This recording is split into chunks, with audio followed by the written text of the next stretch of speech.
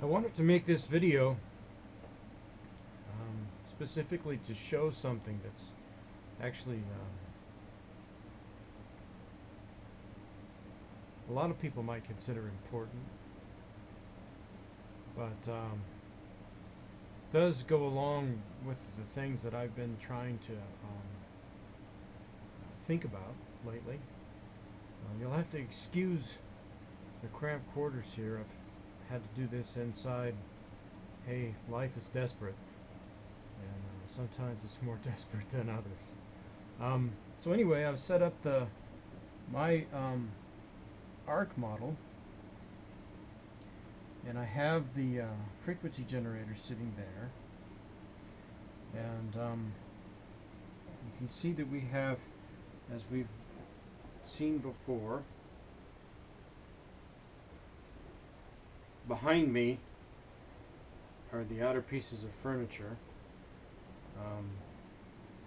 They are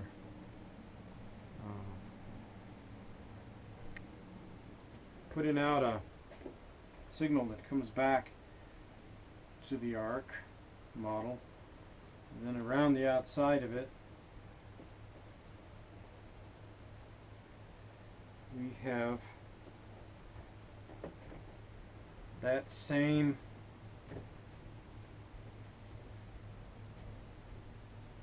spherical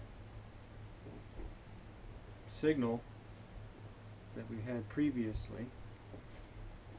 So then over here, this side, the opposite side from where the furniture are located, and we're getting signal to the Ark model, we don't have any signal.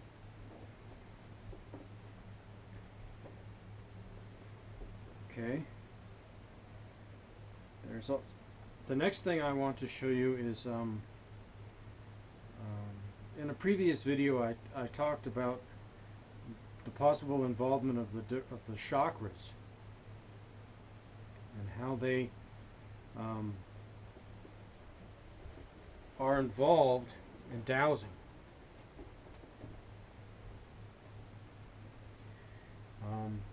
I want to show you now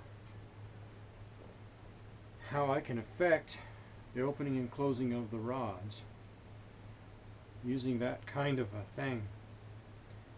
I can do this with what you might call the heart chakra, or you would call the heart chakra, and I can make these rods close.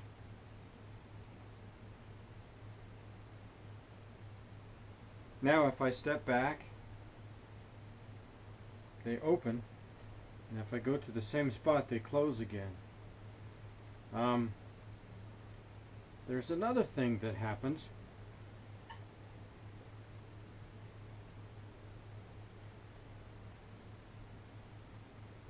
If you don't use rods, but you use two different rods to indicate, but you use one large rod like this, a fellow named the Coral Castle guy, Edward Leete Scalman, he came up with this where you can trap electricity in a closed loop, and then when you break the closed loop, the electricity gets out, and he used it to, for instance, to power a light bulb. I'm using it to capture this locked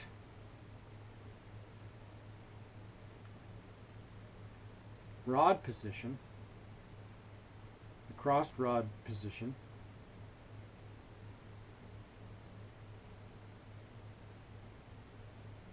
and I capture this for so many moments.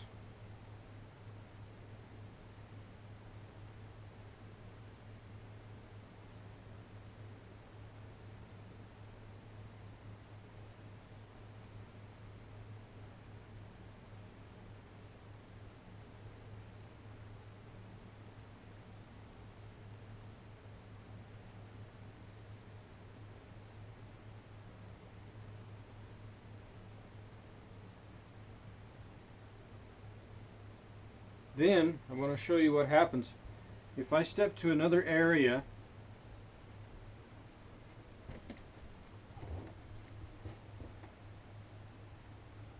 within the field generated by the frequency generator and just release this,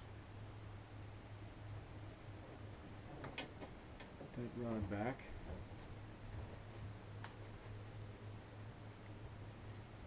then the entire field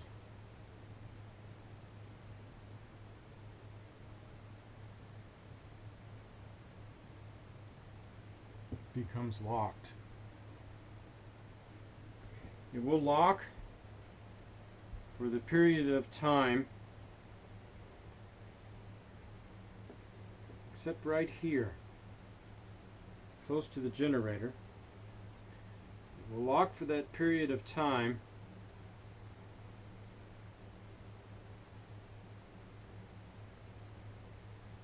that I held the rod for.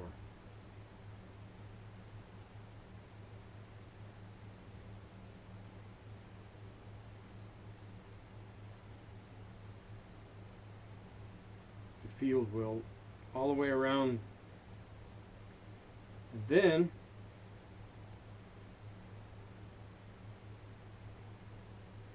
when that period of time is over, which we have to wait for,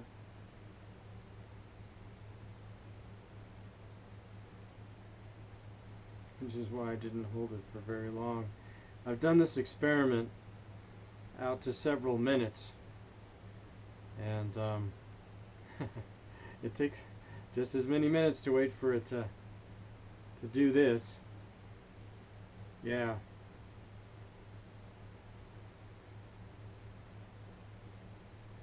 So then when you step out again, then the rest of this, you see, has gone back to where it was.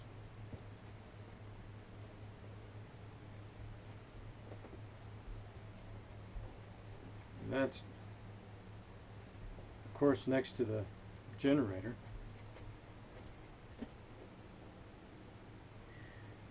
What you can do, however, when you do this, is if you have the rod directly over the frequency generator, or standing behind it just this short distance, and we release that single rod that we hold, it'll charge the entire field. But then if I come over to another area a short distance away, and I cause the rods, they're open now, this is their position, but if I use that heart chakra and I cause the rods to open, I create another spot that the field will that's charged upon the release of the single rod. I cause another spot that will then, that charge will go to when the time is up. So it will come also to this spot, as well as the other spot over there where we would have originally released the charge. So we have this rod here,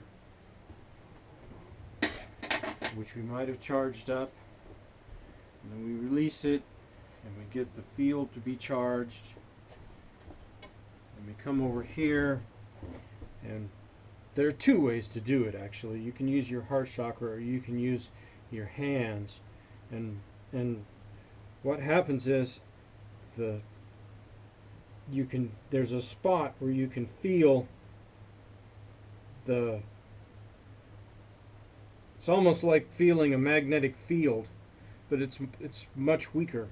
There's a bit of heat to it possibly, but it's more, you kind of feel the pressure, and when you push against it, it causes a lock. But you can also do the opposite. You can get a hold of it and pull, and it will cause the rods, the two rods, the dowsing rods, to unlock. The thing about this that's really interesting, that if anyone has been delving into particular websites about the Ark of the Covenant and the theory or the idea that it might have been found by a fellow named Ron Wyatt, directly underneath where Jesus was crucified.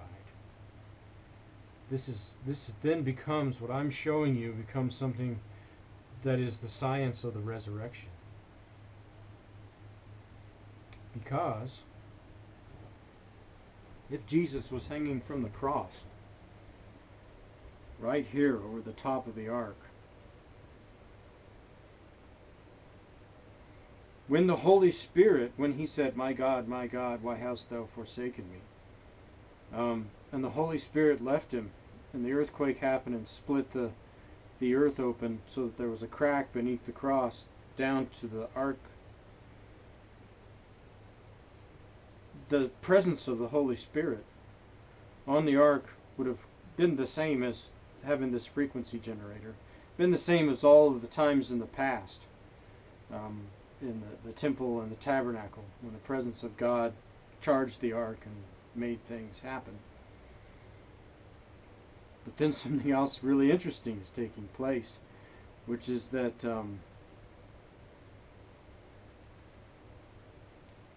also Jesus' blood will charge the ark. The Spirit had to be there first to charge up this ark and set the field all around.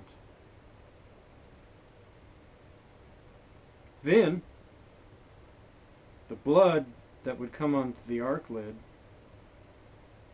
would cause the ark to charge.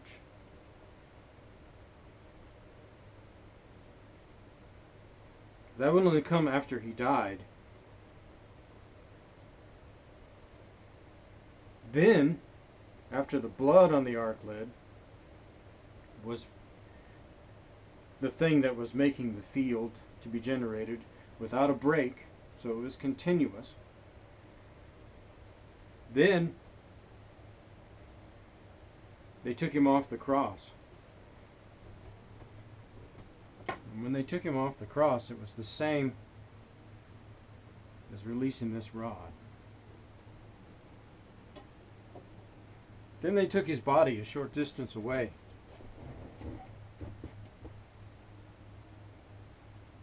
And they put him in a tomb.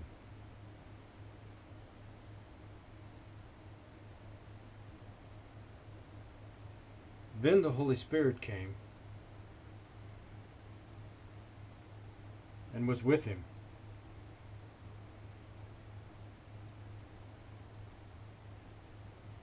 Creating that signal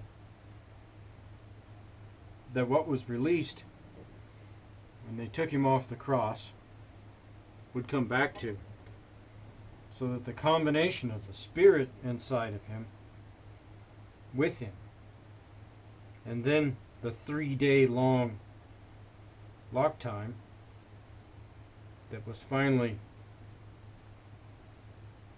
changing again from the entire field being charged with it. It was going to return then to where it came from, also returned here.